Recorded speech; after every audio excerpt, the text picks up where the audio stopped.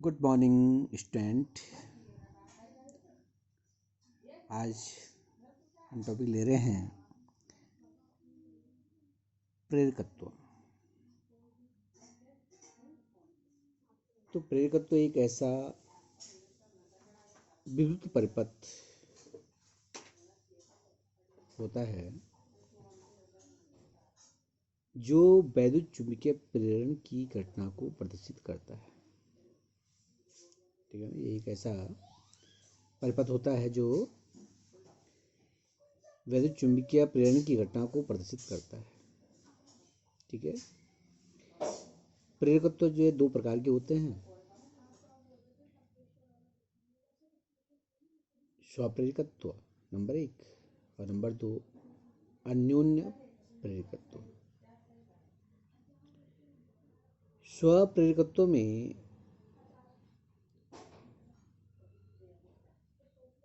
एक हम कुंडली लेते हैं, उस कुंडली पर एक धारा नियंत्रक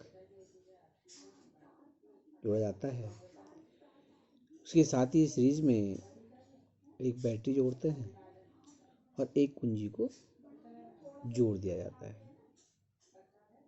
ठीक है, और इस कुंडली में हम धारा प्रवाहित करते हैं। हम क्या करते हैं? धारा प्रवाहित करते हैं। तो इसी कुंडली में, इसमें एक ही कुंडली होती है और इसी कुंडली में एक प्रेरित धारा बहने लगती है। इसमें एक प्रेरित विद्युत वाहक उत्पन्न होता है और इससे जो है यहाँ पर एक प्रेरित धारा बहने लगती है। तो जब किसी कुंडली में हम धारा प्रवाहित करते हैं और उसी कुंडली में एक प्रेरित धारा उत्पन्न हो जाती है, तो यह घटना आपकी क्या कहलाती है? स्वप्रेरकत्व की घटना कहलाती है। तो इस प्रकार से आपने इसको लिखना भी है। यहाँ पर हम स्वप्रेरकत्व इंडक्टेंस की गणना को पढ़ रहे हैं। यह एक ऐसा विद्युत परिपथ है जो वैद्युत चुंबकीय प्रेरण की घटना को प्रदर्शित करता है। वैद्युत चुंबकीय प्रेरण की घटना को प्रदर्शित करता है, प्रेरकत्व कहलाता है। ये दो प्रकार के होते हैं, नंबर 1 स्वप्रेरकत्व और नंबर 2 अन्योन्य प्रेरकत्व। तो सर्वप्रथम हम स्वप्रेरकत्व के बारे में पढ़ लेते हैं, सेल्फ इंडक्टेंस। तो जैसे मैंने आपको बताया, इसमें एक कुंडली होती है, कुंडली के साथ ही सीरीज में एक धारा नियंत्रक, बैटरी जो सेलों को जोड़ करके बैटरी बनाई जाती है, एक बैटरी और एक कुंजी के बैटरी भी इस प्रकार से जोड़ दिया जाता है। यहाँ पर हम बैटरी के द्वारा इसमें धारा प्रवाहित करते हैं, कुंडली में हम धारा प्रवाहित करते हैं।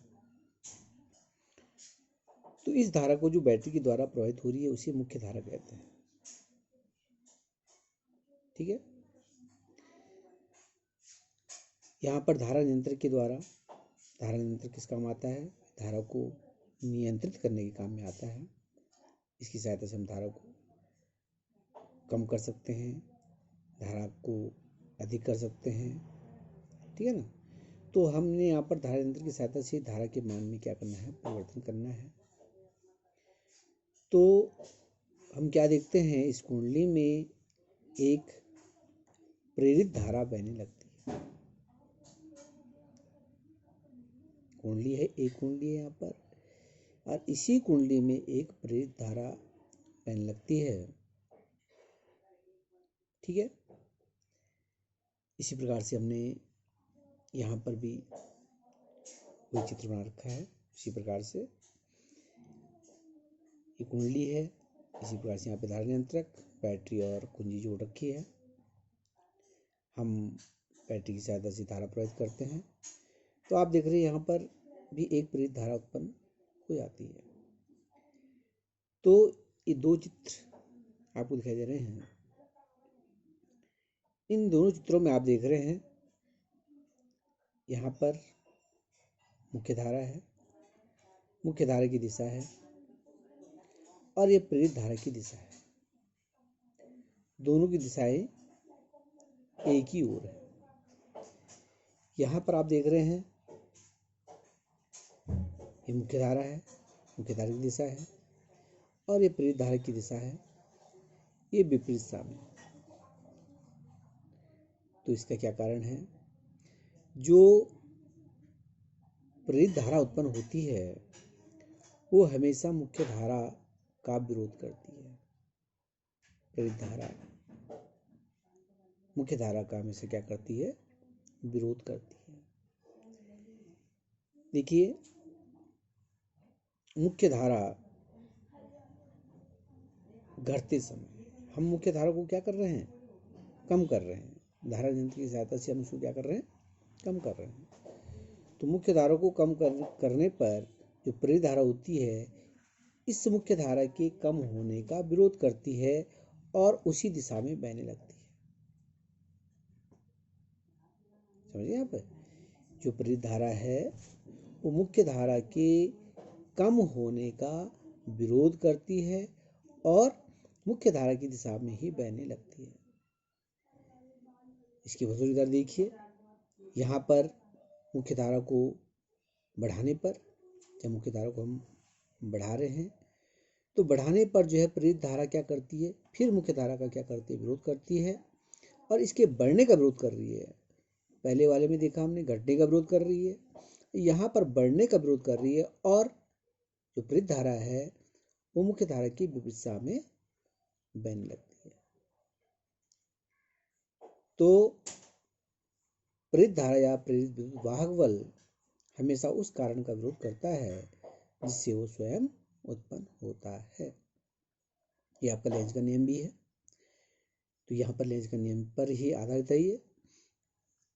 तो इस प्रकार से हम इसको लिखेंगे, जब किसी कुंडली को बैटरी से जोड़कर इसमें धारा प्रवाहित की जाती है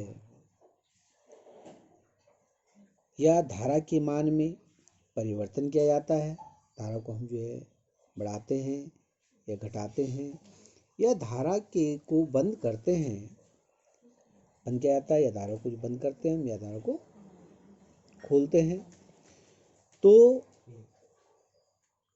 इसी कुंडली में एक प्रेरित धारा बहने लगती है जिसकी दिशा मुख्य धारा के घटने पर मुख्य धारा की दिशा में तथा मुख्य धारा के बढ़ने पर विपरीत दिशा में बहती है। मुख्य धारा के विपरीत दिशा में बहती है। तो ये आपकी जो घटना होती है ये क्या कहलाएगी? स्वप्रेरण की घटना कहलाती है। इसे स्वप्रेरण कहते हैं।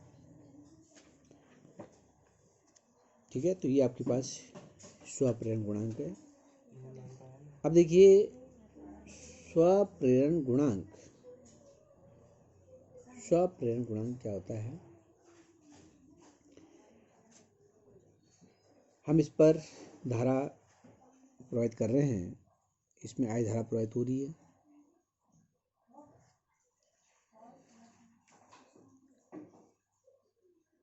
तो इसमें क्या होगा? एक चुंबकीय फ्लक्स में परिवर्तन होगा।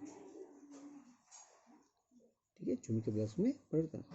तो कितना जो होगा चुंबकीय फ्लक्स जो होगा, इसमें जो परिवर्तन हो रहा है वो प्रभावित धारा के यानी कि मुख्य धारा के अनुक्रमानुपाती होती है। ठीक है, जो धारा प्रवाहित हो रही है वो चुंबकीय फ्लक्स के अनुक्रमानुपाती होती है। तो इसको हम इस प्रकार से लिख लेंगे, स्वप्रेरण गुणांक माना परिपथ में I धारा प्रवाहित हो रही है तथा चुंबकीय फ्लक्स फाई परिपथ में प्रवाहित धारा के अनुक्रमानुपाती होता है। अतः फाई अनुक्रमानुपाती आई, यहाँ पर अनुक्रमानुपाती चिन्ह को हटा देते हैं, फाई बराबर एल आई, और एल का मान निकल जाएगा इससे फाई अपॉन आई। ठीक है, यदि कुंडली में फेरों की संख्या n है, कुंडली आपने ले रखी है, उसमें फेरों की संख्या n फेरे हैं, तो L that is equal to n phi upon I. इस L को जो यहाँ पे कांस्टेंट हमने ले रखा है L, इसे हम स्वप्रेरण गुणांक कहते हैं। L क्या है यहाँ पर? स्वप्रेरण गुणांक। उसको आप यहाँ पर लिख लेंगे, L क्या है यहाँ पर? स्वप्रेरण गुणांक। जो कांस्टेंट L ले रखा है, ये स्वप्रेरण गुणांक कहलाता है। इसका मात्रक वेबर फेरे अपॉन एम्पियर, इसका मात्रक ये भी है, और इसको हम कहते हैं हेनरी। तो प्रेरकत्व का जो मात्रक है या स्वप्रेरण गुणांक का जो मात्रक है, उसे हम हेनरी कहते हैं। ठीक है, तो प्रेरकत्व मात्रक क्या होता है? हेनरी। या आपके पास स्वप्रेरण गुणांक हो गया है, चाहे हम अगला करेंगे अन्योन्य प्रेरण गुणांक करेंगे, अन्योन्य प्रेरकत्व करेंगे, तो उसका जो मात्रक होता है हेनरी होता है। तो प्रेरकत्व का जो मात्रक होता है हेनरी होता है। परीक्षा में कभी कभी पूछे जाता है इसका मात्रक बताइए, तो इसका मात्रक हेनरी है। तो हम इसको यहाँ पर ये समीकरण नंबर हम क्या लेते हैं? 1 लेते हैं। ठीक है, अब जब हमने इसमें धारा प्रवाहित की, तो धारा प्रवाहित करने पर एक विद्युत वाहक बल उत्पन्न हो जाता है। ठीक है, हम फैराडे के नियम में पढ़ चुके हैं। ठीक है, तो यहाँ पर हम फैराडे के नियम से ही इसको आगे सॉल्व करेंगे। फैराडे के नियम के अनुसार प्रेरित विद्युत वाहक बल, जो प्रेरित विद्युत वाहक बल है, चुंबकीय फ्लक्स में परिवर्तन की ऋणात्मक दर के बराबर होता है। फैराडे के प्रथम नियम से E बराबर minus N delta phi upon delta T, N को अंदर मल्टीप्लाई कर दीजिए, E बराबर माइनस डेल्टा बार आ जाएगा N phi upon delta T. इसको समीकरण नंबर 2 लीजिए। समीकरण 1 जो हमारे पास थी, L बराबर एन फाई अपॉन आई, इसी एन फाई का मान निकाल लीजिए। समीकरण नंबर 1 से यहाँ पर हमारे पास था L बराबर एन फाई अपॉन आई, तो ये एन फाई का मान निकाल लेंगे, इसका इधर क्रॉस मल्टीप्लिकेशन हो जाएगा, एल आई बराबर हो जाएगा एन फाई।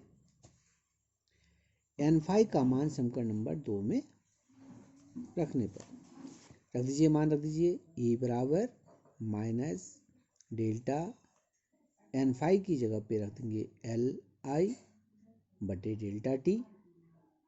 ठीक है, एल एक कांस्टेंट राशि है, प्रेरकत्व क्या होगा? एक कांस्टेंट राशि है, हमने पहले बताया आपको, एक नियतांक है जिसे हम स्वप्रेरण गुणांक कहते हैं। तो E बराबर माइनस एल क्या बच गया? Delta I upon delta T. और इस प्रकार से यहाँ पे L का मान स्वप्रेरकत्व या स्वप्रेरण गुणांक का मान हम निकाल सकते हैं, L बराबर minus E upon delta I upon delta T. तो ये आपके पास जो है स्वप्रेरकत्व का सूत्र या स्वप्रेरण गुणांक का सूत्र आ गया है। ठीक है, इस पे आपके पास क्वेश्चन भी पूछे जाएंगे परीक्षा में, तो वो आपने करने हैं। अब इन दो जो सब क्वेश्चन नंबर फर्स्ट है और क्वेश्चन नंबर आपके पास थर्ड है, इसके आधार पर स्वप्रेरकत्व की जो परिभाषा है इस प्रकार से बन सकती है। समीकरण 1 से किसी कुंडली में यदि 1 एम्पीयर की धारा प्रवाहित हो, यदि किसी कुंडली में 1 एम्पीयर की धारा प्रवाहित हो रही है, तो उसका स्वप्रेरकत्व का संख्यात्मक जो मान होगा उस कुंडली के चुंबकीय फ्लक्स के बराबर होगा। तो ये आप परिभाषा दे सकते हैं स्वप्रेरकत्व की। समीकरण 3 से भी आप दे सकते हैं, यदि किसी कुंडली में, ये वाला आपके पास है, यदि किसी कुंडली में धारा परिवर्तन का मान delta I upon delta T का मान कितना है, 1 है। इसका मान 1 हो गया है तो L बराबर क्या हो जाएगा, -E की हो जाएगा, हो गया ना। Delta I upon delta T that is equal to 1, तो L बराबर हो जाएगा -E। 1 एम्पियर प्रति सेकंड हो तो उस कुंडली में स्वप्रेरकत्व का मान विद्युत वाहक बल, जो प्रेरित विद्युत वाहक बल है प्रेरित, के संख्यात्मक मान के बराबर होगा, यानी कि L बराबर E के बराबर हो जाएगा। ठीक, L का मात्रक वेबर सेकंड प्रति एम्पियर, इसका मात्रक newton metre upon ampere square भी है। यहाँ पे हम इसको लिख देंगे, सेकंड से सेकंड कट जाएगा। और इसकी जो बीमा है हो जाएगी ml का स्क्वायर t की पावर -2 a की पावर -2। तो स्वप्रेरकत्व का आपके पास या प्रेरकत्व के ऊपर बीमा भी पूछी जा सकती है, पूछा जाता है अक्सर बीमा। और इसकी का जो है मात्रक भी पूछा जाता है, तो मात्रक इसका क्या है, हेनरी है, और इसकी बीमा ml स्क्वायर t की पावर -2 a की पावर -2। ठीक है, तो करिए, ध्यान से करते रहिए। ओके।